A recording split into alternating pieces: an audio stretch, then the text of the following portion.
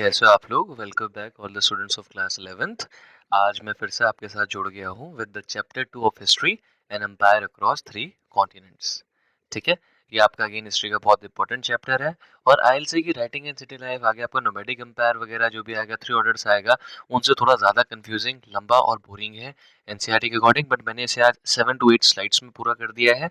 And आपके लिए उतना रखा है कंटेंट जितना आपके एग्जाम पीओवी से इंपॉर्टेंट है, और आप सारे क्वेश्चंस को आंसर कर दो, इरिस्पेक्टिव आप किसी भी स्कूल में पढ़ते हो और आपका कोई सा भी एग्जाम हो। तो ये वीडियो आपके लिए सफिशिएंट होगा। बस एक बार एनसीईआरटी में जो 1 मार्कर्स होते हैं उनको सर्च कर लीजिएगा। और I assure you and I promise you कि ये वीडियो के बाद ये जो आपके लिए चैप्टर है वो सेंस बनाता हुआ दिखाई देगा। चलिए, अब बिना किसी टाइम को वेस्ट किए हुए इस चैप्टर को पूरा करते हैं 40 मिनट्स के अंदर। ठीक है, सबसे पहले इस चैप्टर का नाम है एम्पायर अक्रॉस 3 कॉन्टिनेंट्स। ठीक है, अब देखो किसकी बात हो रही है, सबसे पहले ये दिमाग में रखो, ये रोमन एम्पायर की बात हो रही है। रोमन एम्पायर को हम कहते थे कि एम्पायर अक्रॉस 3 कॉन्टिनेंट, यानी कि एक ऐसा एम्पायर जो कि आप देख सकते हो, ये देखो ये मैप में आपको दिख रहा है, जो कि आपका 3 कॉन्टिनेंट, यहाँ एशिया हो गया, यूरोप हो गया, अफ्रीका हो गया, 3 कॉन्टिनेंट तक फैला हुआ था। तो स्टार्ट करते हैं। रोमन एम्पायर आपका one of the greatest empire है एंशिएंट वर्ल्ड का। और जब वो अपनी पीक पे था, जब वो अपनी हाइट पे था, तो वो 3 कॉन्टिनेंट तक फैला हुआ था, जो कि आपका यूरोप था, एशिया था और अफ्रीका था। ये एम्पायर आपका 500 सालों तक चलता है। कब से कब तक? 27 बीसी से लेके 476 सी तक चलता है। और अपने खत्म होने के बाद एक बहुत रिच लेगेसी छोड़ के जाता है, पॉलिटिक्स, लॉ, आर्किटेक्चर, लैंग्वेज और कल्चर छोड़ के जाता है। ठीक है, अगेन अब देखो बेटा, आपसे पूछा जाता है कि इसे एम्पायर अक्रॉस 3 कॉन्टिनेंट क्यों कहा जाता है। क्योंकि अगर मैं आपको बताऊं तो रोम ना, आज की डेट में अगर मैं बोलूं, रोम स्टार्ट करता है एक छोटा सा शहर जो कि इटली के अंदर था। पर रोम की जो आर्मी थी बहुत स्ट्रांग थी, रोम का एडमिनिस्ट्रेशन बहुत ज़्यादा बेटर था, इसके लीडर बहुत ज़्यादा वाइस हुआ करते थे। और इसी वजह से जो आपका रोम था बहुत ग्रेजुअली बहुत ज़्यादा एक्सपेंड कर जाता है और फैल जाता है यूरोप में। स्पेन में फैलता है, गॉल जिसे फ्रांस कहते हैं, इटली में फैलता है, ग्रीस में फैलता है, एशिया में फैल जाता है, एनाटोलिया में, सीरिया में, फिलिस्तीन और इजिप्ट में, और अफ्रीका में आपके नॉर्थ अफ्रीका, अफ्रीकन रीजन्स में फैलता है। तो ये इंपॉर्टेंट है, ये 3 कॉन्टिनेंट थे जहां रोमन एम्पायर फैला हुआ था। ठीक है, अगर आपको बताऊं तो जो रोमन एम्पायर था इतना बड़ा था बेटा कि रोमन एम्पायर कनेक्ट करता था आपकी उन जमीनों को जहाँ पे लोग अलग अलग रीजन के, लैंग्वेज के, कल्चर के हुआ करते थे, और एक ही रूल यानी कि रोमन रूल के अंदर रहा करते थे। ऐसे कुछ रोमन वॉरियर्स को स्पार्टन दिखा करते थे, आपने सुना होगा। ठीक है, थोड़ा सा आगे बढ़ते हैं चैप्टर में, और मैं आपको बताता हूँ ज्योग्राफिकल एक्सटेंट रोमन एम्पायर का। तो जो आपका रोमन एम्पायर था ना बेटा, ये मेडिटेरेनियन सी, अब देखो ध्यान से, ये आपका रोमन एम्पायर आपको यहाँ नजर आ रहा है। तो रोमन एम्पायर जहाँ पे था, इसके बीच में देखो ये है मेडिटेरेनियन सी, इससे सराउंडेड था। ठीक है, अब देखो, तो अगर मैं आपको बताऊं, ये रोमन एम्पायर ना बेटा आपका, ये ब्रिटेन जो आपका नॉर्थ वेस्ट में है, इसके ब्रिटेन था, इसके साथ साथ इजिप्ट इसके साउथ में था, और स्पेन इसके वेस्ट में था, और मेसोपोटामिया जो हमने पहले चैप्टर में पढ़ा वो इसके ईस्ट में था। ये आप चाहो तो ऐसे करके एक, जैसे कहते हैं ना, जैसे वो डायरेक्शन वाला जो बोलते हैं, वो बना लो आप, और फिर ऐसे करके आप एक्सप्लेन कर सकते हो अपने आंसर में, बहुत ज्यादा इंटरेस्टिंग लगेगा। उसकी जो कोस्ट लाइन थी, मतलब जो समुद्र से एरिया टच होता था रोमन एम्पायर का, वो 7000 किलोमीटर का था। ठीक है, अब कुछ और हाईलाइट पॉइंट बता दिया आपको रोमन एम्पायर के बारे में। ये स्ट्रॉन्ग रोड बनाते थे, सिटीज बनाते थे, इनके पोर्ट जो थे ना वो इतने बड़े एम्पायर को कनेक्ट करते थे ताकि ये बहुत एफिशिएंटली रूल कर सके। एग्जाम पीओवी से रोमन एम्पायर इसलिए इंपॉर्टेंट है बेटा क्योंकि ये दुनिया का सबसे लार्जेस्ट एम्पायर था एंशिएंट वर्ल्ड का, और आज की डेट तक भी रोमन एम्पायर का इन्फ्लुएंस बहुत ज्यादा देखने को मिलता है। ठीक है, चलो, अब इम्पोर्टेंट है हमारे लिए ये जानना कि हम रोमन एम्पायर के बारे में कैसे जान पाए। ठीक है, ये दिमाग में रखना। तो रोमन एम्पायर के बारे में हमें किन सोर्सेज से पता लगता है? तो रोमन एम्पायर के बारे में हमें काफी सारे सोर्सेज से पता लगता है। सबसे पहले आपके लिटरेरी सोर्सेज, मतलब जो लिखावटें हैं, जो लिखी हुई सोर्सेज है। तो कई सारे हिस्टोरियंस हैं ना जिनकी राइटिंग्स हमें देखने को मिलती है, पॉलिबिस, प्लिनी, लिवाई, ठीक है, टेसिटस, तो इनकी राइटिंग्स हमें पता लगता है। दूसरा, आर्कियोलॉजिकल सोर्सेज, मतलब जो बिल्डिंग है वहाँ की बची है, जो कॉइन्स बचे हैं, जो टूल्स, स्टेचूज और इंस्क्रिप्शन बचे हैं, उससे हमें रोमन एम्पायर के बारे में पता लगता है। तीसरा, वहाँ के इंस्क्रिप्शन से हमें रोमन एम्पायर के बारे में बहुत ज़्यादा पता लगता है। तो बहुत इंपॉर्टेंट इन्फॉर्मेशन स्टोन्स में, मॉन्यूमेंट्स के ऊपर लिखी हुई है जो हमें रोमन एम्पायर के बारे में बताती है। अगेन रोमन एम्पायर के जो कॉइन है ना बेटा, वो भी हमें बहुत कुछ बताते हैं वहाँ के रूलर्स के बारे में, उनकी इकोनॉमी के बारे में, सिंबल्स क्या यूज़ करते थे, क्या इवेंट वहाँ पे होते थे, इससे हमें रोमन एम्पायर के बारे में पता लगता है। और रोमन एम्पायर के मॉन्यूमेंट्स काफ़ी सारे, मतलब रोमन एम्पायर की बनाई हुई रोड्स हो गई, टेम्पल्स हो गए, वहाँ के थिएटर्स, एम्पी थिएटर्स, ये सब चीज़ें भी हमें रोमन एम्पायर के बारे में बहुत सारा बताती है। ठीक है। What do these sources tells us, ये सोर्सेज हमें क्या बताते हैं? तो ये जो लिटरेरी सोर्सेज है, ये जो लिखावट के सोर्सेज हैं, ये हमें डिटेल देते हैं वहाँ के किंग्स के बारे में, उन्होंने क्या वॉर फाइट की थी, उनका एडमिनिस्ट्रेशन क्या था, उनके कस्टम्स और डेली लाइफ के बारे में हमें बताते हैं। ठीक है, तो मैं अब आपको सोर्सेज तो बता दिए ना, अब ये सोर्स क्या बताते हैं वो भी देख लो। रोमन एम्पायर की हिस्ट्री के बारे में भी आता है ना, how are we able to know about Roman empire and all. ठीक है, तो आप बढ़िया तरीके से बता सकते हो। फिर जो उनके आर्कियोलॉजिकल रिमेन्स हैं, है ना, जो हमें मिले हैं, तो ये बताते हैं कि कितने ग्रेट एम्पायर में लोग रहा करते थे, लोगों के रहन-सहन के बारे में बताते हैं। वहाँ के इंस्क्रिप्शन हमें जो उनके ऑर्डर वगैरह दिया करता था किंग, जो वहाँ के कानून थे, जो चीज़ें वो जीते, पब्लिक वर्क्स के बारे में बताते हैं। और कॉइन हमें बताते हैं कि ट्रेड ये लोग कैसे किया करते थे, ठीक है? हमें बताते हैं इकोनॉमी उनकी कैसी थी, आइडियाज़ बताते हैं, रोमन पावर के बारे में बताते हैं, ठीक है? फिर चलो, थोड़ा-सा मॉन्यूमेंट्स के बारे में अगर आपको बताऊँ, तो मॉन्यूमेंट्स जो होते हैं बेटा, मॉन्यूमेंट्स के बचे कुछ जो रूल हमें बताते हैं कि रोमन एम्पायर का आर्किटेक्चर उस टाइम पे कैसा था, उनकी इंजीनियरिंग के बारे में हमें आइडिया देते हैं, उनकी स्किल्स के बारे में हमें बताते हैं और ये बताते हैं कि वो ब्यूटी और ऑर्डर को कितना ज़्यादा एडमायर किया करते थे। चलो, थोड़ा आगे बढ़ के मैं आपको रोमन रिपब्लिक के बारे में बताता हूँ, राइट? अब देखो, जो अर्ली रोम था ना बेटा, वो पहले एक मोनार्की हुआ करता था, मतलब वहाँ पे राजा रूल किया करता था 509 बीसी तक। और जो लास्ट किंग था, लास्ट किंग को ओवरथ्रो करने के बाद रोम एक रिपब्लिक बन गया था। मतलब वहाँ पे फिर जो लोग थे वो मिलके फैसले लेते थे कि कौन उनके ऊपर रूल करेगा। मेन फीचर क्या थे रोमन रिपब्लिक के, थोड़ा हिस्टोरिकल बैकग्राउंड देता हूँ। तो रोम के अंदर बहुत अलग-अलग टाइप के इंस्टीट्यूशंस थे। वहाँ पे आपको सेनेट देखने को मिलते थे, ठीक है? सेनेट पावरफुल पीपल थे बेटा, जो रूल किया करते थे, ठीक है? जो वहाँ पे ऑर्डर्स वगैरह रूल्स एंड रेगुलेशन बनाया करते थे। वहाँ आपको असेंबलीज़, मतलब जहाँ ये मीट किया करते थे, देखो दिख रहा है जहाँ ये बैठे हुए हैं, ये असेंबली है, ठीक है? असेंबली देखने को मिलते हैं, मैजिस्ट्रेट्स देखने को मिलते थे, जो मतलब फैसले वगैरह लेते थे, जजेस वगैरह जो होते हैं उन्हें मैजिस्ट्रेट कहते हैं, वो देखने को मिलते थे। सिटीज़न तो थे ना बेटा रोमन एम्पायर में, उनके पास कुछ राइट थे और पॉलिटिकल लाइफ में मतलब वोटिंग वगैरह ऐसे डिसीजन में पार्ट लिया करते थे। रोम की टेरिटरी इसलिए बढ़ती है चूँकि रोम जो था ना पहले के टाइम पे, उसकी आर्मी बहुत स्ट्रॉन्ग थी और उसका एडमिनिस्ट्रेशन बहुत ज़्यादा स्ट्रॉन्ग हुआ करता था, ठीक है? इसी टाइम पे आपको ना एक बहुत फेमस बंदा देखने को मिलता है जिसका नाम था जूलियस सीज़र। अब ये कौन था? तुमने सीज़र का नाम सुना होगा, जूलियस सीज़र का। ये तुम्हारा एक बहुत महान मिलिट्री लीडर था और एक पॉलिटिशियन था। वो काफ़ी सारे रीजन्स, काफ़ी सारे एरिया को कैप्चर करता है, इसमें से गॉल भी था। मैं बार-बार गॉल बोल रहा हूँ ना, गॉल आपका आपका आज की डेट का फ्रांस है, ठीक है? फिर आपको मैं बताऊँ, तो he was popular among soldiers and people. तो वो सोल्जर्स और पीपल के बीच में बहुत ज़्यादा फेमस था और वो डिक्टेटर बन जाता है अपनी लाइफ में 44 बीसी के अराउंड। और उसको फिर जो सीनेटर्स थे, जो मैंने आपको सीनेटर्स दिखाया, उसके जो मंत्री वगैरह थे, वो खुद ही उसको मार देते क्योंकि उसकी पावर से बहुत ज़्यादा डरा करते थे। उनका एक बहुत फेमस थॉट है, आई केम, आई सॉ, आई कॉन्कर्ड। ठीक है? आप देखते हो कभी कोई कुछ महान काम करता है, कोहली भी जब कभी सेंचुरी वगैरह मारता है, तो ये चीज़ लिख दी जाती है ना, एक थॉट वगैरह लिखा जाता है, तो ये यहीं से है, जूलियस सीज़र का थॉट है। ठीक है? चलो, सबसे पहले स्टार्ट कौन करता है? Julius Caesar. बट जो एम्पायर को स्थापित करता है, जो एम्पायर को फाउंड करता है, उनका नाम था ऑगस्टस। ये देखो बहुत ज़्यादा इंपॉर्टेंट है, राइट? कौन करता है बेटा? ऑगस्टस करता है। अब सीज़र की डेथ के बाद बहुत ज़्यादा फाइटिंग होती है आपकी, ठीक है? और ऑक्टेवियन जो कि आपका सीज़र का अडॉप्टेड सन था, सीज़र सीज़र से गोद लेता है, वो बैटल को जीत जाता है और बन जाता है पहला एम्परर। तो अगस्टस का असली नाम था ऑक्टेवियन। ये अगेन इंपॉर्टेंट बन जाता है एग्जाम पीओवी से, ठीक है? ये तुम्हारा टाइटल लेता है अगस्टस का। और अगस्टस के टाइम पे रोमन एम्पायर के अंदर बहुत ज़्यादा स्टेबिलिटी रहती है। और अगर मैं आपको बताऊँ, रोमन एम्पायर ऑफिशियली आपका बिगिन करता है 27 बीसी में। और ये आपका पॉलिसी उस समय जो अपनाता है रोमन एम्पायर उस टाइम पे, वो ये था कि हम अपने होम पे तो पीस रखेंगे, पीस एट होम और विक्ट्री एट अब्रॉड। अगस्टस की पॉलिसी ये थी कि अपने घर पे शांति रखेंगे और विक्ट्री वगैरह पे हम ध्यान देंगे अब्रॉड में। ठीक है? थोड़ी-सी टाइमलाइन देख लो, 509 बीसी में मोनार्की खत्म होती है और रिपब्लिक बन जाता है रोमन एम्पायर में। 100 बीसी में आ जाता है जूलियस सीज़र और 44 बीसी में जूलियस सीज़र को ये लोग मार भी असैसिनेट कर देते हैं। उसके बाद 27 बीसी में आपका अगस्टस, जो कि उसका अडॉप्टेड सन था, वो एम्परर बन जाता है। रोमन एम्पायर की हिस्ट्री अभी तक ऐसे चल रही है। ठीक है? तो रोम तुम्हारा पहले एक स्मॉल सिटी स्टेट हुआ करता है, जो आज की डेट में भी अगर मैं तुम्हें बताऊँ तो इटली की कैपिटल है रोम, तो एक छोटा-सा स्टेट बन के रह गया, बट बाद में जाके रोम उस समय पे बहुत बड़ा एम्पायर बन जाता है और 3 कॉन्टिनेंट का मालिक बन जाता है। राइट? फिर अगेन रोमन एम्पायर की अगर राइज के पीछे बोला जाए कि रोमन एम्पायर क्यों इतना राइज करता है, तो उसके पीछे जो रीज़न था, गुड लीडरशिप किसकी? ऑगस्टस की, स्ट्रॉन्ग आर्मी, ठीक है? एडमिनिस्ट्रेशन बहुत ज़्यादा वाइज़ था और उसके पास एबिलिटी थी कि वो अलग-अलग पीपल को, अलग-अलग कल्चर के लोगों को अडॉप्ट करके रखता था। ठीक? चलो, अब स्टार्टिंग करते हैं। थोड़ा-सा अर्ली रोमन एम्पायर के बारे में बताता हूँ।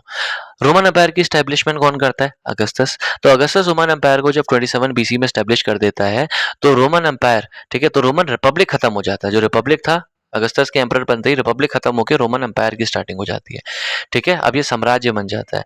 एम्पायर उस टाइम पे बहुत ज़्यादा स्ट्रॉन्ग हुआ करता था। इसके ऊपर एडमिनिस्ट्रेशन बहुत शानदार हुआ करता था और रोमन एम्पायर ये 500 सालों तक चलता है बेटा। ठीक है। अब जो एम्परर था ना बेटा वो सबसे पावरफुल था, क्योंकि रिपब्लिक में तो नहीं होगा ना, बट जब ये एम्पायर उसे बनाया था तो एम्परर सबसे ज्यादा पावरफुल बन जाता है और उसके पास तुम्हारा दो लोगों का सपोर्ट था, सीनेट और आर्मी। और रोमन एम्पायर में यही दो मेन भी हुआ करते थे, सीनेटर्स और आर्मी वाले। ठीक है। अब ये देखो, तुम्हें रोमन एम्पायर दिख रहा होगा अपनी हाइट पे, अपनी पीक पे यूरोप के कितने सारे पार्ट्स में है, एशिया के कितने सारे पार्ट्स में है, अफ्रीका के कितने सारे पार्ट्स में, कितना फैला हुआ है, बीच में मेडिटेरेनियन सी है। ठीक है। अब देखो, तो इसलिए रोमन एम्पायर को सी कॉन्टिनेंट कहा जाता था, क्योंकि ये मेडिटेरेनियन सी के आसपास का एरिया कंट्रोल किया करते थे, जो कि कनेक्ट करता था यूरोप को, एशिया को और अफ्रीका को। ठीक है। अब देखो, थोड़ा सा आगे बढ़ते हैं, राइट, थोड़ा सा आगे बढ़ते हैं। रोमन एम्पायर के बारे में आंसर आ रहा है। अब थोड़ा एडमिनिस्ट्रेशन के बारे में बताता हूँ रोमन एम्पायर का आपको। तो रोमन एम्पायर का जो एडमिनिस्ट्रेशन था बेटा बहुत ज्यादा वेल ऑर्गेनाइज था, और ये एम्पायर आपका प्रोविंसेस के अंदर, सूबों के अंदर, जैसे स्टेट्स होते हैं ना वैसे रोमन एम्पायर में प्रोविंसेस थे, उसमें बटा हुआ था। और इसको बहुत सिस्टमेटिक वे में आपका चलाया जाता, सिस्टमेटिक सिस्टम में चलता था। ठीक है। अब मैं आपको बताऊं, रोमन एम्पायर क्या, जब भी गवर्नेंस या एडमिनिस्ट्रेशन की बात आएगी उसमें अगला पॉइंट जो आपका निकल के आता है वो ये निकल के आता है कि रोमन एम्पायर को गवर्न कौन करते थे। तो वो करता था एम्परर, सेनेट और आर्मी। ये तुम्हारे तीन मेन प्लेयर थे। ठीक है। कौन थे तुम्हारे? एम्परर, सेनेट और आर्मी। अब एम्परर कौन था? ये तुम्हारा हेड हुआ करता था स्टेट का। जो स्टेट का मुख्य है वो था तुम्हारा एम्परर यानी कि राजा, और ये सुप्रीम पावर था, सबसे ज्यादा पावरफुल था और इसका डिसीजन फाइनल हुआ करता था। ठीक है। अगेन सीनेट कौन थी? ये रैंक वाइज है। सीनेट तुम्हारी कौन थी? ये तुम्हारी एक काउंसिल थी, एक असेंबली टाइप की थी, एक ग्रुप था जो कि एक्सपीरियंस और वेल्दी मैन का ग्रुप था, और ये वो लोग थे जो एम्परर को एडवाइस दिया करते थे इंपॉर्टेंट मैटर पे। ठीक है। अगला आ जाओ, जो नंबर 3 पे आती है आर्मी। आर्मी तुम्हारी स्ट्रेंथ थी रोमन एम्पायर की, और ये रोमन एम्पायर को प्रोटेक्ट किया करती थी और हेल्प किया करती थी रोमन एम्पायर को एक्सपेंड करने में। ठीक है। अब रोमन गवर्नमेंट जो थी कैसे वर्क किया करती थी, मैंने क्या बताया, जब भी तुम्हारा एडमिनिस्ट्रेशन के ऊपर आएगा, ये फ्लो चार्ट बनाना कितना शानदार लगेगा। सबसे ऊपर आता है एम्परर जो कि था सुप्रीम पावर। एम्परर के अंदर आते हैं सीनेटर्स, जिनका, जो तुम्हारे वेल्दी मैन वगैरह थे, जिनका काम था एम्परर को एडवाइस देना। उसके अंडर कौन आते हैं? एम्परर के अंदर आते हैं तुम्हारे आर्मी वाले जो कि प्रोटेक्ट करते थे, और उसके ऑफिशियल्स वगैरह जो कि तुम्हारे सिटीज वगैरह को मैनेज किया करते थे। और ये सारे मिलकर किनको गवर्न किया करते थे? उन लोगों को जो लोग जो कि रहा करते थे रोमन एम्पायर के अंदर। तो ऐसे तुम्हारा रोमन एम्पायर का एडमिनिस्ट्रेशन काम करता था। फिर मैं तुम्हें थोड़ा सा बता दूं प्रोविंसेस के बारे में। तो बताया ना कि रोमन एम्पायर में बाद में जब अगस्टस आता है तो प्रोविंसेस में बांट देता है। तो क्या करता है रोमन एम्पायर में, जब अगस्टस आता है और रूल करता है तो वो जो उसका एम्पायर था उसको छोटे छोटे प्रोविंसेस में बांट देता है। क्यों? ताकि जितने छोटे प्रोविंसेस में बांटेगा उतना उनके ऊपर एडमिनिस्ट्रेशन करना, उतना उनके ऊपर रूल करना आसान हो जाएगा। हर प्रोविंसेस के ऊपर रूल करने वाला एक बंदा था जिसको हम गवर्नर कहते थे, और इसको अपॉइंट करता था एम्परर। ठीक है। अब गवर्नर क्या क्या करता था? गवर्नर तुम्हारा टैक्स कलेक्ट करता था, लॉ एंड ऑर्डर मेंटेन किया करता था, और पब्लिक के कामों के ऊपर देखा करता था। ठीक है। कई सारे तुम्हारे इंपॉर्टेंट प्रोविंसेस कौन कौन से थे? एक तुम्हारा गॉल था, एक स्पेन था, इजिप्ट था, सीरिया था और एशिया था। ठीक है। तो अगर मैं आपको बताऊं, रोमन एम्पायर में प्रोविंसेस के ऊपर बांटा गया था, डिवाइड किया गया था। प्रोविंसेस के ऊपर कौन रूल करता था? गवर्नर रूल करता था। गवर्नर का काम था टैक्स को कलेक्ट करना और मेंटेन करना, लॉ एंड ऑर्डर को, और पब्लिक के कामों को देखना। इनको अपॉइंट करने वाले कौन थे? एम्परर थे। और इंपॉर्टेंट प्रोविंसेस कौन कौन सी थी? गॉल, स्पेन, इजिप्ट, सीरिया और एशिया। फिर सिटीज और लोकल एडमिनिस्ट्रेशन के बारे में एक बार देखते हैं। तो रोम के अंदर काफी सिटीज भी थी जो कि अलग अलग पार्ट में थी रोमन एम्पायर के। अच्छा, अभी जो तुम्हारी सिटीज थी, सिटीज के अंदर तुम्हारी लोकल काउंसिल हुआ करती थी जो कि रोजमर्रा के अफेयर्स को, रोजमर्रा के कामों को देखा करती थी। रोमन लोग रोड बनाया करते थे, ठीक है, ब्रिजेस वगैरह बनाया करते थे, बाथ वगैरह के लिए कुछ जगह बनाया करते थे, थिएटर्स बनाया करते थे हर प्रोविंस में। और ये चीज हेल्प करती है उनकी ट्रेड में, कम्युनिकेशन में और पीस को मेंटेन करने में। ठीक है। आप नोट करके, हाईलाइट करके लास्ट में लिख देना, जो रोमन एम्पायर की स्ट्रेंथ थी वो इस चीज के ऊपर डिपेंडेंट थी कि वहां पे लीडरशिप बहुत ज्यादा स्ट्रांग थी, एडमिनिस्ट्रेशन बहुत ज्यादा ऑर्गेनाइज था, और आर्मी बहुत ज्यादा पावरफुल थी। एग्जाम पीओवी से बहुत ज्यादा इंपॉर्टेंट है ये बताना कि रोमन एम्पायर बहुत ज्यादा वेल प्लान था, और ये एम्पायर इतना ज्यादा वेल प्लान था कि बहुत ज्यादा स्ट्रांग रहता है आगे आने वाली सेंचुरीज तक। इंपॉर्टेंट टर्म्स है सीनेट, प्रोविंस पता लग गया होगा, गवर्नर पता लग गया तुम्हें, एम्पायर पता लग गया, एडमिनिस्ट्रेटर पता लग गया, और मेरे नॉस्ट्रम, इसको एक बार को अवॉइड कर सकते हो, इतना कोई इंपॉर्टेंट नहीं है। ठीक है। चलो, अगला मैं आपको बताता हूँ। अब जो आता है रोमन एम्पायर की इकोनॉमी के बारे में एक बार पूछ लेते हैं। ट्रेड एंड कॉमर्स के बारे में क्वेश्चन आ जाता है ना बेटा, उसके लिए तो मैं रेडी रखता हूँ। तो रोमन एम्पायर के अगर इकोनॉमी के ऊपर क्वेश्चन आएगा तो क्या रखोगे? लिखोगे एग्रीकल्चर मेन ऑक्यूपेशन था रोमन एम्पायर के अंदर। याद रखना, ठीक है।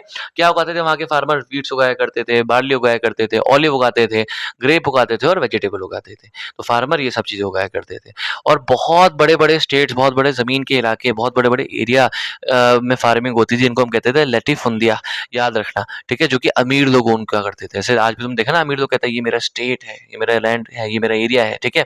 स्लेव और जो पीजेंट थे बेटा, वो काम किया करते थे इन्हीं फार्म्स के अंदर, तो इकोनॉमी ऐसे चला करती थी एग्रीकल्चर के मामले में, ठीक है। फिर ट्रेड एंड कॉमर्स कैसे होता था इकोनॉमी के अंदर, वो ध्यान से देखो। अगर अगर मैं आपको ट्रेड एंड कॉमर्स की बात बताऊं, तो रोमन जो लोग थे ना, वो बहुत ज्यादा माहिर, बहुत ज्यादा ग्रेट ट्रेडर्स हुआ करते थे। वो अच्छी रोड बनाते थे, अच्छे शिप्स बनाते थे, पोर्ट्स वगैरह बनाया करते थे, जिसकी वजह से ट्रेड बहुत ज्यादा आसान हो गया करता था, ठीक है। और ये ट्रेड किया करते थे काफी प्लेसेस में, काफी इलाकों में, जो कि मेडिटेरेनियन सी में थी उस टाइम पे, ठीक है। ये क्या एक्सपोर्ट किया करते थे ये लोग उस टाइम पे बेटा, वाइन एक्सपोर्ट करते थे, ऑलिव ऑयल एक्सपोर्ट करते थे, ग्रेन्स एक्सपोर्ट करते थे, पॉटरी का सामान, मेटल्स, ठीक है, स्लेव्स वगैरह, ये बहुत ज्यादा इंपॉर्टेंट है ना, क्या क्या सामान एक्सपोर्ट किया करते थे, देख लो एक बार ढंग से। वाइन, ठीक है, ऑलिव ऑयल, ग्रेन, पॉटरी का सामान अपना, मेडिटेरेनियन सी बताया ना, ये एरिया मेडिटेरेनियन जो है वो ही इनके एम्पायर को पूरा कनेक्ट करके रखता है, तो इसी के थ्रू यहाँ भी कर रहे हैं, यहाँ भी कर रहे हैं, यहाँ भी कर रहे हैं, ठीक है। ट्रेड किया करते थे, याद रखना। और कैसे करते थे, क्योंकि अच्छी अच्छी रोड, शिप, पोर्ट बनाया करते थे, ट्रेड आसान हो गया था। ये तुम्हारा इंपॉर्टेंट स्पाइसेस हो गया, सिल्क हो गया, ग्लासवेयर हो गया, प्रीशियस स्टोन वगैरह हो गया, ये तुम्हारे इंपोर्ट किया करते थे, ठीक है। अब थोड़ा सा अगला आ जाते हैं, ठीक है। इनकी करेंसी क्या थी, ये ध्यान से देख लो। मैं तुम्हें रोमन एम्पायर का ट्रेड के बारे में, इकोनॉमी के बारे में बता रहा हूँ। मैंने पहले एग्रीकल्चर बताया, इनके ट्रेड के बारे में बताया, अब इनकी करेंसी वगैरह के बारे में बता रहा हूँ। तो ये गोल्ड सिल्वर का मनी यूज किया करते थे रोमन एम्पायर, गोल्ड और सिल्वर और कॉपर के कॉइन, देख लो बेटा। और ये इसके गोल्ड के कॉइन को कहते हैं दिनारस, इसके सिल्वर कॉइन को कहते हैं, और सेस्ट्रियस इसके कॉपर के कॉइन को कहते हैं। नाम इंपॉर्टेंट नहीं है, बस ये देख लो कौन कौन सा मेटल यूज करते थे, ठीक है। नाम वन वर्ड के हिसाब से इंपॉर्टेंट हो जाएगा। अच्छा, तो रोमन लोग तुम्हारे गोल्ड, सिल्वर और कॉपर के कॉइन इस्तेमाल किया करते थे। गोल्ड के कॉइन को ओरियस कहते थे, सिल्वर कॉइन को डिनारियस कहते थे, और जो कॉइन थे ना, इन कॉइन के ऊपर इनका जो एम्परर था, देखो देख सकते हो, एम्परर की इमेज बना करती थी। ये हेल्प करते थे एम्परर की पावर को फैलाने में। और चूंकि कॉइन अगर एक जैसे शो होंगे, है ना, इंडिया आज यूनाइटेड इसलिए चूंकि इंडिया में एक ही करेंसी यूज होती है ना, चाहे कहीं पे भी चले जाओ इंडिया के किसी भी पार्ट में, तो वैसे ही तुम्हारा एक एम्पायर के अंदर यूनिटी भी लेके आते थे, ठीक है। फिर अगला देख लो बेटा, इनके टैक्स कलेक्शन, ये टैक्स कैसे कलेक्ट किया करते थे, देखो ये भी बहुत ज्यादा इंपॉर्टेंट है। तो अगर मैं आपको बताऊं इनके टैक्सेशन के बारे में, तो लोग गवर्नमेंट को टैक्स पे किया करते थे, ठीक है। और ये टैक्स मनी के फॉर्म में भी पे कर देते थे, ग्रेन की फॉर्म में भी पे किया करते थे, गुड्स और लेबर, तो इन फॉर्मों में ये टैक्स पे किया करते थे। और इनका जो टैक्स था बेटा, वो आर्मी के लिए, लोड्स वगैरह बनाने के लिए, ठीक है, पब्लिक वर्क्स के लिए और एडमिनिस्ट्रेशन के लिए यूज हुआ करता था, ठीक है। अब थोड़ा सा एक जो लास्ट हाईलाइट पॉइंट है, जो मैं तुम्हें अब ट्रेड के बारे में, इकोनॉमी के बारे में बता रहा हूँ, अगर आंसर बनता है, क्वेश्चन बनता है, तो आखिरी पॉइंट क्या लिखोगे, काफी सेंचुरी तक जो एम्पायर था बहुत ज्यादा रिच और पावरफुल था, और इसमें बहुत अच्छा पीस और अच्छा एडमिनिस्ट्रेशन देखने को मिलता है, और ट्रेड यहाँ बहुत प्रोस्पेरिटी लेके आता है। लोग बहुत ज्यादा बेटर लाइफ एंजॉय कर रहे थे, वहाँ इनको फूड, क्लोथ और एंटरटेनमेंट बहुत ज्यादा देखने को मिलता था। इस पीरियड को इसलिए कहा जाता है एज ऑफ पैक्स रोमा, यानी कि एज ऑफ रोमन पीस, बहुत शांति का टाइम कहा जाता है, ठीक है। ये याद रखना। और देख लो एग्जाम पॉइंट ऑफ व्यू से इंपॉर्टेंट टिप, ये अगर लाइन याद रहेगी तो तुम्हें मजा ही आ जाएगा एग्जाम में। क्या, कि रोमन इकोनॉमी जो थी वो एग्रीकल्चर के ऊपर बेस्ड थी, ट्रेड के ऊपर बेस्ड थी, कॉइन और टैक्सेशन के ऊपर बेस्ड थी, और इसी कारण यहाँ पे रोमन एम्पायर में तुम्हें वेल्थ देखने को मिलती है, स्टेबिलिटी देखने को मिलती है, और स्ट्रेंथ देखने को मिलती है, ठीक है। चलो, अब सोसाइटी और सोशल लाइफ के ऊपर क्वेश्चन आएगा तो उसे कैसे आंसर करोगे, ठीक है। सोसाइटी या सोशल लाइफ के ऊपर क्वेश्चन आएगा, ध्यान से देख लो, उसे कैसे आंसर करोगे।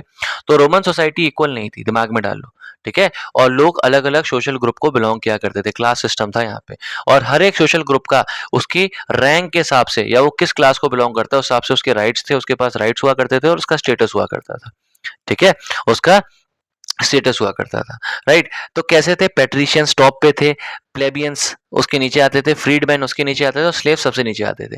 पेट्रियंस कौन थे बेटा, ये नोबल्स हुआ करते थे। तुम्हें याद है, तुमने क्लास 9th में क्लर्जी, नोबेलिटी, पीजेंट्री पढ़ा था, सेम वही है बेटा। तुम्हारे जो टॉप पे आते थे वो तुम्हारे नोबल्स आते थे, ठीक है।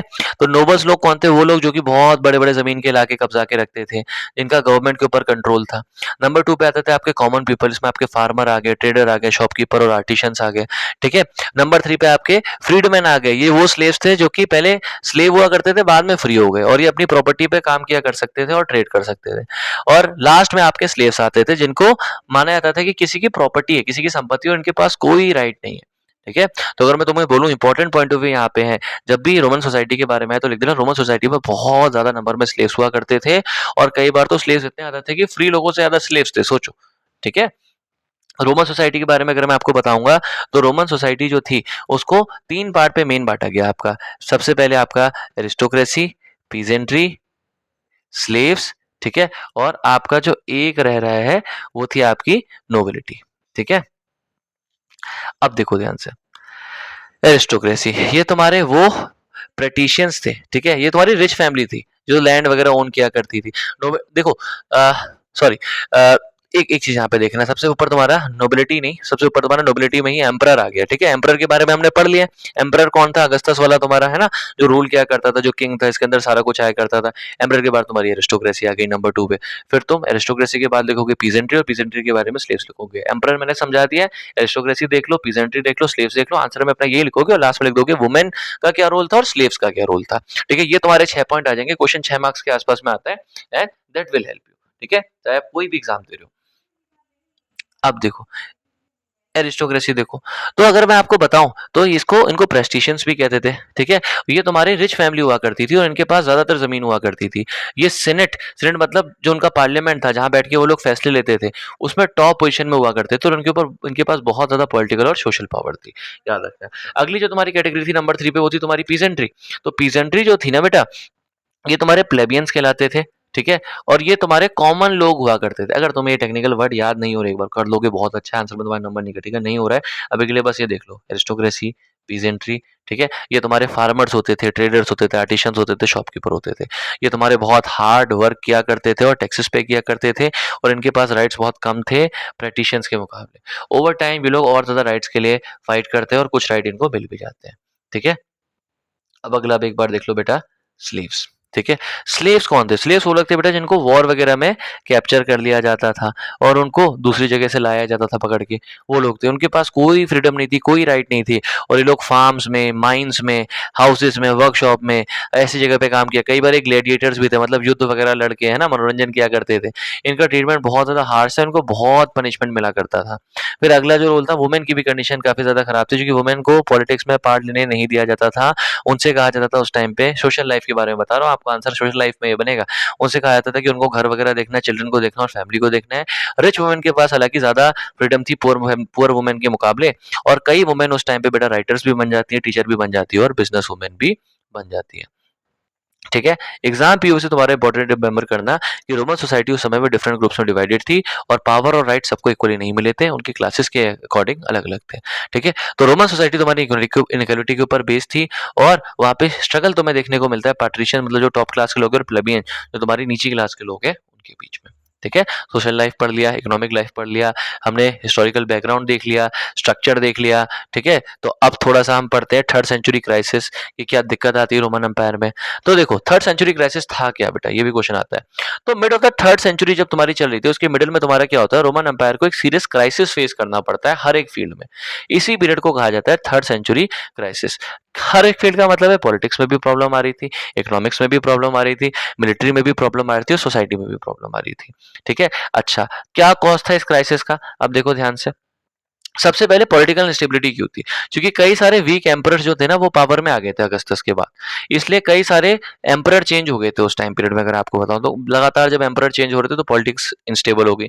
इकोनॉमिक प्रॉब्लम कैसे देखने को मिलती है, क्योंकि बहुत हैवी टैक्सेस वगैरह चार्ज हो रहे थे उस टाइम पे, ट्रेड बहुत कम हो रहा था, हाई प्राइसेस हो गए थे बहुत ज्यादा, और जो रोमन एम्पायर के कॉइन थे उनकी वैल्यू कम हो गई थी। फिर मिलिट्री प्रॉब्लम क्यों देखने को मिलती है, क्योंकि उस टाइम पे बेटा एनिमी जो थे ना, वो अटैक किया करते थे, हर एक साइड से एनिमी अटैक कर रहा है, और जो आर्मी थी वो बहुत ज्यादा वीक हो गई थी और अनडिसिप्लिन, मतलब डिसिप्लिन खत्म हो गया था। ठीक है, सोशल प्रॉब्लम तुम्हें क्या देखने को मिलती है कि लोग उस समय पे बहुत ज्यादा अनहैप्पी थे, और बहुत ज्यादा हाई टैक्स उनको देना पड़ रहा था, और कई सारी इनइक्वालिटी देखने को मिली है स्लेव्स के बीच में भी, तो स्लेव्स को ये चीज पसंद नहीं आ रही थी। ठीक है, तो क्राइसिस के कॉज ये थे। इससे अब मैं आपको बताऊं, अगर थोड़ा सा, तो थोड़ा सा अगर आप देखोगे, तो मैं आपको बताता हूँ पॉलिटिकल इंस्टेबिलिटी के बारे में थोड़ा और।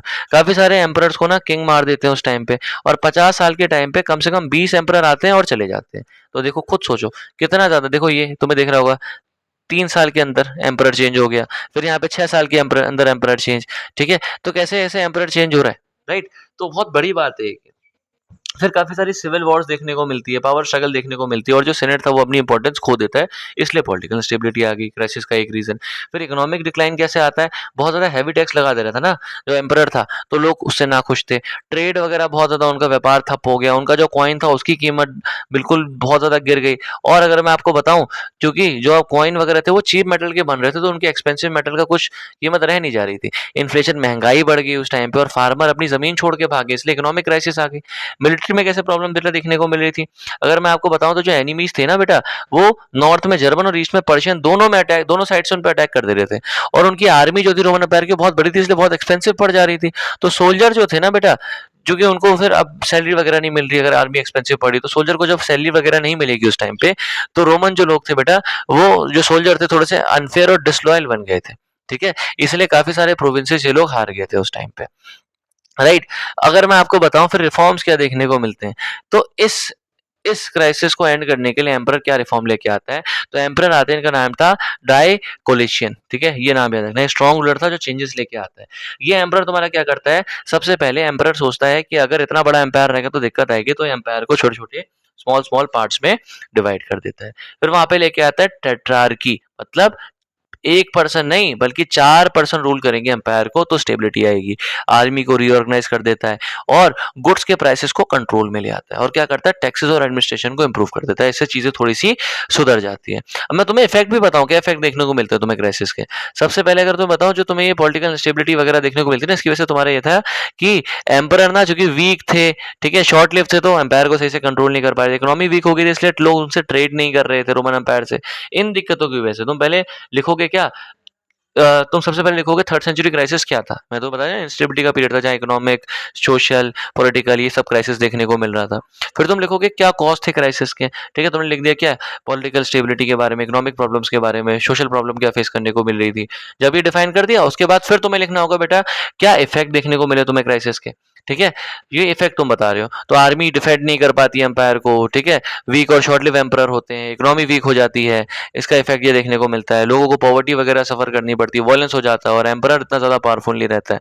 जब ये लिख दिया उसके बाद कहीं लास्ट में जाके आप लिखोगे डेकोलेशन के बारे में कि डेकोलेशन जो था वो क्या रिफॉर्म लेके आता है, और ऐसे आपका आंसर कवर हो जाएगा थर्ड सेंचुरी क्राइसिस का। ठीक है, फिर अगला मैं आपको बताने वाला हूँ बेटा कॉन्स्टेंटाइन द ग्रेट के बारे में, ये थोड़ा सा ध्यान से रखना। ठीक है, ये थोड़ा सा ध्यान से देखना। तो कॉन्स्टेंटाइन आपका कौन था, इसका नाम तुमने सुना होगा, कॉन्स्टेंटिनोपोल का नाम भी तुमने सुना होगा। ये तुम्हारा एम्परर बनता है जब रोमन एम्पायर में सिविल वॉर हुई ना उसके बाद में, और ये तुम्हारा पहला रोमन एम्परर था जो क्रिश्चियनिटी को अपनाता है, उससे पहले कोई क्रिश्चियन नहीं था। तो 1313 में ये इशू करता है edict of Milan. Edict of Milan तुम्हारा जो था एक ऐसा रिलीजियस डॉक्यूमेंट था जिसमें ये कहता है कि मैं रिलीजियसली टॉलरेंट हूँ, मतलब मैं सारे रिलीजन को क्या टॉलरेट कर सकता हूँ, रिलीजन के नाम पे I will not do any kind of भेदभाव। तो ये शिफ्ट कर देता है अपने कैपिटल को एक नई जगह पे, इसका नाम था कॉन्स्टेंटिनोपोल। तो याद रखना कॉन्स्टेंटाइन जो था वो अपनी कैपिटल को कॉन्स्टेंटिनोपोल में शिफ्ट करता है। पहला रिलीजन, पहला तुम्हारा एम्परर था जो इंपॉर्टेंट हो जाता है, क्यों, क्योंकि क्रिश्चियनिटी को एक्सेप्ट करता है। साथ के साथ जो उसका एडिक्ट ऑफ मिलान था वहां पे ये बोल देता है कि मैं रिलीजियस टॉलरेंस पे भरोसा रखता हूँ। इसको इसलिए जाना जाता है बेटा क्योंकि जो एम्पायर में थर्ड सेंचुरी क्राइसिस में इतना सब कलेश देखने को मिल रहा था, ये एम्परर आके आपका पीस और स्टेबिलिटी लेके आ जाता है एम्पायर के अंदर। ठीक है, अब देखो ये तुम्हारा जो कॉन्स्टेंटाइन है ना, रोमन एम्पायर की हिस्ट्री में और क्रिश्चियनिटी में बहुत इंपॉर्टेंट फिगर है। फिर रोमन एम्पायर के डिवीजन की एक बारे में एक बार देखो। जो एम्पायर था ना बेटा, वो तुम्हारा इतना बड़ा था रोमन एम्पायर कि उसको एक सेंटर से कंट्रोल करना बहुत ज्यादा मुश्किल था। इसलिए तुम्हारा 395 में एक एम्पायर आता है जिसका नाम था थियोडोशियस वन, जो एम्पायर को डिवाइड कर देता है अपने दो बेटों के बीच में। और दोनों बेटों के बीच में कैसे डिवाइड करता है, एक रोमन एम्पायर के एक पार्ट को बनाता है वेस्टर्न रोमन एम्पायर और एक पार्ट को बनाता है ईस्टर्न रोमन एम्पायर। अब जो तुम्हारा वेस्टर्न रोमन एम्पायर था उसकी कैपिटल थी रोम। ठीक है, और उसकी जो लैंग्वेज थी वो थी लैटिन। ठीक है, याद रखना। अब जो तुम्हारा कंपैरिजन आता है ना डिवीजन ऑफ रोमन एम्पायर, तो उसके बारे में तुम क्या लिखोगे, रोमन एम्पायर बहुत ज्यादा बड़ा हो गया था कंट्रोल के लिए, तो एक एम्परर आता है इसका नाम था थियोडोसियस वन, और ये क्या करता है रोमन एम्पायर को अपने दो बेटों के बीच में बांटता है, जिसमें एक तुम्हारा था वेस्टर्न रोमन एम्पायर और एक तो तुम्हारा eastern Roman empire. Western Roman empire की तुम्हारी कैपिटल थी रोम, यहाँ भाषा बोली जाती थी लैटिन, और इसकी इकोनॉमी बहुत ज्यादा वीकर थी। और वहीं तुम्हारा यहाँ पे कॉन्स्टेंट अटैक, बहुत ज्यादा इन पे हमले होते हैं जो बारबेरियन लोग करते हैं। ठीक है, और ये एम्पायर तुम्हारा आखिरकार 1476 में खत्म हो जाता है। फिर तुम्हारा अगला आता है ईस्टर्न रोमन एम्पायर, इसकी कैपिटल थी कॉन्स्टेंटिनोपोल, इसमें लैंग्वेज बोली जाती थी ग्रीक।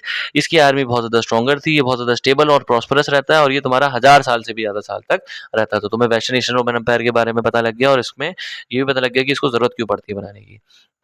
ठीक है, इंपॉर्टेंट इवेंट एक बार टाइमलाइन से देखते हैं। 27 बीसी में अगस्टस आता है। 1313 में ये मिलान का एडिक्ट जो था वो कॉन्स्टेंटाइन कहता था कि मैं रिलीजियसली टॉलरेंट हूँ। 1313 में कॉन्स्टेंटिनोपल नई कैपिटल बन जाती है इनकी। 1395 में 395 में सॉरी 1313 बोलो 300 हो सारा ठीक है।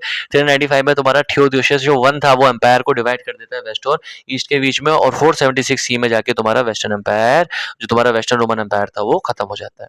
चलो थोड़ा इसी क्रम में जब मैंने रोमन एम्पायर के डिवीजन तुम्हें बता दिया, कंपेयर कर दिए दोनों एम्पायर को, एक बार ईस्टर्न रोमन एम्पायर के बारे में पढ़ लेते हैं क्या था। तो अगर मैं आपको बताऊं ईस्टर्न पार्ट जो एम्पायर का था वो बहुत ज्यादा स्टेबल और रिच था, इसलिए इसको बेजेंटाइन एम्पायर भी कहते हैं। अगेन इंपॉर्टेंट है, कौन से पार्ट को बेजेंटाइन कहते थे? तो रोमन एम्पायर का जो ईस्टर्न वाला पार्ट था उसे बेजेंटाइन एम्पायर कहते थे। इसकी आर्मी बहुत ज्यादा स्ट्रॉन्ग थी, इसका एडमिनिस्ट्रेशन बहुत ज्यादा स्ट्रॉन्ग था, और ये वेल्दी हुआ करती थी ट्रेड में, और इनकी मेन लैंग्वेज थी ग्रीक। क्वेश्चन ये आता है बेजेंटाइन एम्पायर की मेन लैंग्वेज क्या थी, तुम्हें ग्रीक याद रखना है। ठीक है, इंपॉर्टेंट चेंज हमें क्या देखने को मिलते हैं लेट एंटिक्विटी में, मतलब जो लेट टाइम पीरियड था। सबसे पहले समय आते आते जब खत्म हो रहा था रोमन एम्पायर, जब उसका खात्मे का टाइम आ रहा था, तो वहाँ पे क्रिश्चियनिटी का राइज होता है। वहाँ पे हमें स्ट्रॉन्ग रूलर्स देखने को मिलते हैं। ठीक है, क्रिश्चियनिटी तुम्हारा ऑफिशियल रिलीजन बनता था उस टाइम पे, और एम्पर तुम्हारे बहुत ज्यादा पावरफुल बन जाते हैं, बहुत कंट्रोल लेते हैं, और नई आर्मी का सिस्टम देखने को मिलता है। आर्मी को रीऑर्गेनाइज कर दिया जाता है डिफेंड करने के लिए, और इकोनॉमी में भी चेंज देखने को मिलता है। अब जो तुम्हारे टैक्सेस है, टैक्सेस को इंक्रीज कर दिया जाता है। ठीक है, चलो ये देख लो बेटा, ये अगर तुम्हारा पूरा रोमन एम्पायर था तो ये देखो तुम्हारा ये वेस्टर्न रोमन एम्पायर, ये ईस्टर्न रोमन एम्पायर, ये कॉन्स्टेंटिनोपल वाला है, ये रोम वाला। ठीक है, ये याद रखना। रिमेंबर रखना कि जो तुम्हारा रोमन एम्पायर था ना बेटा, ये तुम्हारा चेंज होता है इस टाइम पीरियड में 300 के बाद में। इसको बहुत डिफिकल्टी फेस करने को मिलती है। यहाँ पे इसका कल्चर, लॉ, लैंग्वेज और आइडिया बहुत ज्यादा चेंज हो जाता है, और वर्ल्ड को इंस्पायर करता है सेंचुरीज के लिए। ठीक, एक और तुम्हारा क्वेश्चन आ गया रोमन एम्पायर के डिवीजन के बारे में, वेस्टर्न ईस्ट रोमन एम्पायर के बारे में तुमने जान लिया, कॉन्स्टेंटिनोपल के बारे में तुमने जान लिया है ना, कैसे क्रिश्चियनिटी इसका ऑफिशियल रिलीजन बनती है, कौन पहला लीडर था क्रिश्चियनिटी को एक्सेप्ट करने वाला। अगेन हम लोग अच्छा जा रहे हैं। अब थोड़ा सा हम लोग पढ़ते हैं important aspect of Roman empire के बारे में। रोमन एम्पायर के क्या इंपॉर्टेंट एस्पेक्ट थे, रोमन एम्पायर का एडमिनिस्ट्रेशन वगैरह जो था क्यों इतना ज्यादा इफेक्टिव था, रोमन एम्पायर के बारे में क्या खास बात है, इंपॉर्टेंट फीचर अगर लिखने को आता है तो तुम क्या लिखोगे। सबसे पहले इंपॉर्टेंट फीचर जो तुम्हें रोमन एम्पायर में बेटा देखने को मिलता है, वो तुम्हारा देखने को मिलता है कि रोमन एम्पायर का कंट्रोल तुम्हारा क्या था, कैसा था वर्कर्स के ऊपर। ठीक है, ये ध्यान से देखो। तो अगर मैं आपको बताऊं तो स्लेव तुम्हारे मेन सोर्स थे लेबर का, मतलब ज्यादातर काम स्लेव से कराया करते थे ये लोग। और ये तुम्हारे जो स्लेव थे वो फार्म्स में भी काम करते थे, माइंस में भी काम करते थे, हाउसेस में भी काम करते थे, वर्कशॉप में भी काम करते थे, और कई बार ये टीचर और डॉक्टर भी हुआ करते थे। स्लेव के पास बट कोई राइट नहीं होते थे, याद रखना कैसे कंट्रोल करते थे। ठीक है, और इनको बहुत ज्यादा हार्श पनिशमेंट मिलता था, कई बार इनको मार भी दिया जाता था बेटा जान से। ठीक है, अब थोड़ा-सा एक और इम्पोर्टेंट जब मैं आपको फीचर बताऊँ रोमन एम्पायर के बारे में, तो वहाँ की लिटरेसी के बारे में भी जान लो। रोमन एम्पायर की लिटरेसी के बारे में जानने से पहले एक बार चलो थोड़ा जनरल वुमेन के बारे में जानते हैं, वुमेन की कंडीशन देखते हैं रोमन एम्पायर के फीचर के बारे में अगर तुम जान रहे हो तो। तो रोमन सोसाइटी जो थी ना बेटा, उसमें ज़्यादातर मेनली मैन डोमिनेट किया करते थे, और वुमेन वहाँ की पॉलिटिक्स वगैरह में पार्ट नहीं लेती थी। और रिच वुमेन जो थी उनके पास थोड़ी ज़्यादा फ्रीडम थी पुअर वुमेन से। अगेन मैं तुम्हें बता चुका हूँ सारा। ये घर वगैरह मैनेज करती थी, चिल्ड्रन और प्रॉपर्टी को देखा करती थी, और कई वुमेन हालाँकि वहाँ पे राइटर, बिज़नेस वुमेन और टीचर भी बनती है। ठीक है? तो ये एक बार देख लेना। अब एक बार लिटरेसी और एजुकेशन के बारे में जानते हैं। तो तुम्हारा अगर मैं रोमन एम्पायर के बारे में लिटरेसी के बारे में बताता हूँ एक बार तुम्हें, ठीक है? पढ़ाई-लिखाई का क्या हाल-चाल था वहाँ पे ये देखो, ठीक है? तो रोमन एम्पायर जो था ना बेटा, उसमें एक बहुत छोटा पार्ट जो पॉपुलेशन का था वही पढ़ा-लिखा और लिटरेट था। और जो चिल्ड्रन तुम्हारे रिच फैमिली के हुआ करते थे उन्हीं को एजुकेशन मिलती थी, ये याद रखना। वो लोग तुम्हारे सीखा करते थे रीडिंग से, राइटिंग से, और क्या सीखते थे तुम्हारा मैथ, हिस्ट्री, लिटरेचर, फिलॉसफी और रिटोरिक, मतलब पोएम्स वगैरह जो होती है, जो सॉन्ग्स वगैरह होते हैं, वो सब से सीखा करते थे। ग्रीक कल्चर, अगर मैं तुमसे बोलूं, ग्रीक जो लोग थे ना, ग्रीक माइथोलॉजी वगैरह तुम सुनो, ग्रीक जो कल्चर था उसका एक बहुत गहरा इन्फ्लुएंस तुम्हें रोमन एजुकेशन में देखने को मिलता है। स्कूल क्या क्या सिखाते हैं देख लो, grammar, rhetoric, logic, arithmetic, geometry, music और एस्ट्रोनॉमी तुम्हें देखने को मिलता है। ठीक है, चलो अब थोड़ा-सा एक बार हम लोग देख लेते हैं वहाँ के कल्चर के बारे में। रोमन एम्पायर के कल्चर के बारे में भी देख लो।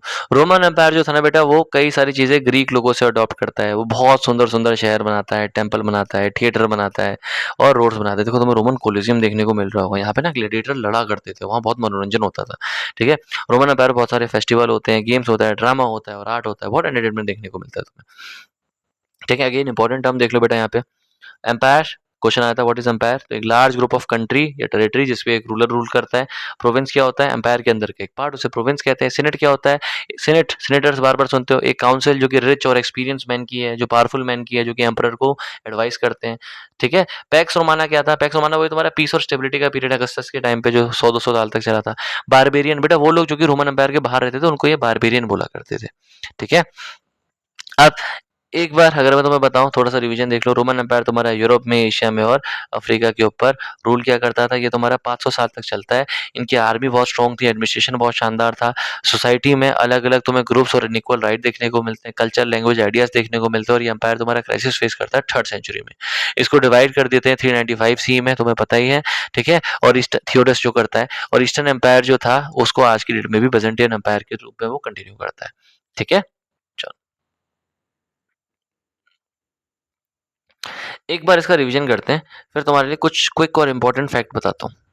ठीक है, अब देखो ध्यान से। देखो मैं तुम्हें ना एक एक बात बस इसमें रह गई है, बाकी सारा कवर हो गया है। इस बात का ध्यान देना, मैंने तुम्हें बताया था कि रोमन जो लोग थे ना, ऑलिव ऑयल वगैरह, ठीक है, इसमें ट्रेड किया करते थे। तो एक बात बस बेटा थोड़ा इंपॉर्टेंट है जो मिस हो गई है, वो ये है कि रोमन एम्पायर के जो लोग थे ना, वो ऑलिव ऑयल वगैरह को ट्रेड करने के लिए जिस बर्तन का यूज करते थे उसे एम्फोरे बोलते थे। उसे हम बोलते थे एम्फोरे, याद रखना। AMPHORAE, एम्फोरे बोलते थे। और ये जो एम्फोरे टाइप का बर्तन था, इसी बर्तन का एक सब टाइप था, इसका नाम था ड्रेसल 20। ड्रेसल 20 के अंदर ये लोग क्या करते थे, ऑलिव ऑयल कैरी किया करते थे। और इनकी हिस्ट्री के बारे में बहुत कुछ, इनके ट्रेड के बारे में बहुत कुछ हमने ड्रेसल 20 जो है बर्तन था जिससे ऑलिव ऑयल कैरी करते थे, उससे भी जाना बेटा। ठीक है, ये दो शब्द याद रखना, एग्जाम पीओ से बहुत इंपॉर्टेंट, इसलिए मैं तुम्हें अलग से स्पेशली बताया। राइट, माइंड मैप देख लो एक बार। Roman empire, geographical extent, crisis, reform, culture, religion, society, economy, administration, ये तुम्हारा इंपॉर्टेंट है। ध्यान से देख लेना एक बार। इसको मैं कर देता हूँ हाईलाइट, मैं तुम्हें पीडीएफ शेयर कर दूंगा। पीडीएफ अगर तुम्हें चाहिए उसके लिए मैसेज कर देना पीडीएफ। ठीक है, ये इंपॉर्टेंट की है। तुम्हारे यहाँ पे अगस्टस तुम्हारा पहला एम्परर बनता है। एडिक्ट ऑफ मिलान के बाद क्रिश्चियनिटी आ जाती है। कॉन्स्टेंटाइन नई कैपिटल कॉन्स्टेंटिनोपल में बनाता है। तुम्हारा एक टाइम पीरियड आता है 3rd सेंचुरी क्राइसिस, और इस टाइम पे तुम्हारा क्या होता है, ये जो एम्पायर होता है बहुत ज़्यादा दिक्कत फेस करता है। डाइकोलेशन तुम्हारा एम्परर बनता है और सब चीज़ें सही करता है। थियोडिस्टस फिर तुम्हारा एम्पायर को ईस्ट और वेस्ट में डिवाइड करता है। और 1476 सी में फाइनली रोमन एम्पायर का जो वेस्टर्न पार्ट था वो फॉलो हो जाता है। यहाँ रोमन एम्पायर में इंपॉर्टेंट पर्सनैलिटीज का भी एक बार नाम देख लो। अगर साइड साइड में लिखते रहोगे ना, ब्रैकेट में लिख के आंसर को अट्रैक्टिव बनाओ। ठीक है, नंबर कैसे नहीं मिलते हैं देखते हैं फिर। ठीक है, तो ये देखो, अगस्टस, अगेन बता दूं, सबसे important founder of Roman empire. उससे पहले जूलियस सीजर था, पर वो डिक्टेटर था, रिपब्लिक को खत्म करने का काम करता है, बट उसके बाद एम्पायर बनने का काम तुम्हारा अगस्टस करता है। कॉन्स्टेंटिनो क्रिश्चियनिटी को अपनाता है सबसे पहले, और तुम्हारा नया कैपिटल बनाता है कॉन्स्टेंटिनोपोल में। ये इंपॉर्टेंट क्वेश्चन है। थियोडोसिस तुम्हारा वो एम्पायर था जो डिवाइड करता है एम्पायर को पूरा ईस्टर्न और वेस्टर्न पार्ट में। डाइकोलेशन ये इंट्रोड्यूस करता है रिफॉर्म्स, और 3rd सेंचुरी क्राइसिस को एंड करने का काम करता है। कीवर्ड मैंने तुम्हें अगेन बताई दी है, ये कीवर्ड एक बार देख लेना। ठीक है, जिसको क्या बोलते हैं, एग्जाम पीओवी से देख लो बेटा, बोर्ड एग्जाम पॉइंट वगैरह देख लो। अच्छा, तुम्हारे मोस्ट इंपॉर्टेंट क्वेश्चन जो तुम प्रैक्टिस करो मैं एक बार चाहता हूँ, और जो एग्जाम में अक्सर पूछे जाते हैं, वो ये सबसे पहला कि इसको एम्पायर अक्रॉस 3 कॉन्टिनेंट क्यों बोलते थे, पहला। फिर दूसरा तुम्हारा आता है कि रोमन एम्पायर की ग्रोथ के पीछे क्या रीजन थे। एडमिनिस्ट्रेशन के बारे में लिखो, अगेन मैंने तुम्हें बता दिया कौन कैसे एडमिनिस्ट्रेशन करता था, क्या कैसे उन्होंने डिवाइड किया था इसे। ठीक है, फिर उसके बाद इकोनॉमी के बारे में तुम्हें मैंने अगेन बता दिया है। ठीक है, फिर तुम्हें सोशल क्लासेस के बारे में बता दिया, यहाँ पे सारा कवर हो गया है। स्लेव्स की पोजीशन के बारे में बता दिया है। रोमन कल्चर ग्रीक कल्चर से कैसे इन्फ्लुएंस होता है, ये एक बार देख चुके हो तुम। ठीक है, उसके बाद तुम देख लो 3rd सेंचुरी क्राइसिस तुम्हें बता दिया है। डाइकोलेशन के रिफॉर्म्स तुम्हें एक बार बता दिए हैं। और कॉन्स्टेंटाइन जो था क्रिश्चियनिटी वगैरह कैसे लेके आता है, क्या चेंज करता है, वो तुम्हें बता दिया है। तो तुम्हारा सारा कवर है बेटा। तो और एक बात याद रखना कि रोमन एम्पायर सिर्फ वॉर के बारे में नहीं था, और रोमन एम्पायर तुम्हारा एडमिनिस्ट्रेशन के बारे में भी था। ठीक है, रिच कल्चर के बारे में था, अच्छे आइडियाज के बारे में था। ठीक है, अच्छा, जाते जाते मेरी तरफ से एक बोनस पॉइंट ले लो। राइट, रोमन एम्पायर के बारे में अगर तुम लिख रहे हो तो बैकग्राउंड में तुम हिस्टोरिकल बैकग्राउंड में एक चीज और लिख सकते हो कि रोमन एम्पायर के साथ में ना एक और पावरफुल एम्पायर था, इनका कंटेम्पररी, इनका कट्टर दुश्मन, इनका राइवल, जो था तुम्हारा ईरान का एम्पायर, ईरानियन एम्पायर। ठीक है, रोमन एम्पायर जितना ही पावरफुल। इन दोनों के बीच में डिफरेंस क्या था, और क्यों रोमन एम्पायर ज्यादा बड़ा हो जाता है? क्योंकि रोमन एम्पायर और ईरानियन एम्पायर के बीच में दो तुम्हारे मेन डिफरेंस देखने को मिलते हैं। पहला ये, जो तुम्हारा रोमन एम्पायर था ना बेटा, उसकी जो आर्मी थी, वो अगर मैं तुमसे बोलूं तो उसकी आर्मी पेड थी। और वहीं तुम्हारा जो ईरानियन एम्पायर था उसकी आर्मी कॉन्स्क्रिप्टेड थी। अब तुम्हें समझ में नहीं आया? कॉन्स्क्रिप्टेड का मतलब है बेटा, उसमें जो भी, मतलब मान लो कोई अगर मोची है, दर्जी है ना, अगर कोई क्या कुछ भी प्रोफेशन में है, पेंटर है, वीवर है, जो भी है, उसको ये बोल दिया जाता था कि जब भी वॉर लाइक सिचुएशन होगी तो तुम्हें आके फाइट करनी पड़ेगी। तो they were not well trained soldier, इसलिए इनकी आर्मी थोड़ी वीक पड़ जाती थी। और वहीं रोमन एम्पायर जो था उसमें वेल ट्रेन्ड सोल्जर थे, जो प्रॉपर वॉलंटियर करते थे और इनको पेड सैलरी मिला करती थी। पेड सैलरी का कॉन्सेप्ट रोमन एम्पायर लेके आता है। तो ये मेन डिफरेंस था रोमन और ईरानियन एम्पायर के बीच में। दूसरा मेन डिफरेंस तुम्हें कल्चर का देखने को मिलता है। जैसे मैंने अगेन बताया, रोमन एम्पायर में जो उसके रोमन एम्परर थे, वो कल्चर को लेके, रिलीजन को लेके बहुत ज़्यादा टॉलरेंट थे, और रोमन एम्पायर में तुम्हें बहुत अलग-अलग टाइप का कल्चर देखने को मिलता था। वहीं ईरानियन एम्पायर में तुम्हें कल्चर ऑलमोस्ट सेम देखने को मिलता था। अगेन ये वो चीज़ थी जो मिस हो गई। इसके अलावा मैंने सारा कवर करा दिया। अगर तुम ये वीडियो देख के चले जाओगे तुम्हारा काम हो जाएगा। बस एक बार वन वर्ड वाले थोड़ा एनसीईआरटी में नज़र घुमा के देखते रहना। क्वेश्चन तुम्हारा एक मिस नहीं होगा, चाहे तुम किसी भी स्कूल में और सीबीएसई में कहीं भी पढ़ रहे हो, क्वेश्चन सेम ही रहेंगे किसी भी एग्जाम में। ठीक है, आई होप तुम्हें सारा कुछ पसंद आया। अगर तुम्हें पीडीएफ चाहिए एक बार कमेंट कर दो PDF, I will be sharing the PDF with you. ठीक है, मैं तुम्हें पीडीएफ का लिंक वगैरह शेयर कर दूंगा इन द कमेंट सेक्शन। ठीक है, और कीप शाइनिंग। देखो अंदर 40 मिनट हमने पूरा इतना बड़ा चैप्टर कवर कर दिया, जो कि बहुत बहुत बहुत ज्यादा बोरिंग है और इसके बाहर इसमें कुछ भी नहीं बनता है। तो थैंक यू सो मच।